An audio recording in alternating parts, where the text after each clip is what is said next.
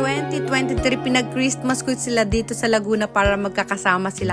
Pero meron talaga akong plan para sa parents namin. At eto na nga, 2024 Valentine's, binigyan niya ng flowers ang mama namin. Will you marry me? Hindi man lang nag-guess ang mama namin. Nagpakipot pa siya ng very light. Sabi niya, mineri mo na ako. Oh my gosh. Tumawa lang yung papa namin. Pero hindi sumuko ang papa namin. At inulit niya, will you marry me? Ayan, nagpakipot lang pala ang nanay namin. Pero nag-yes din siya.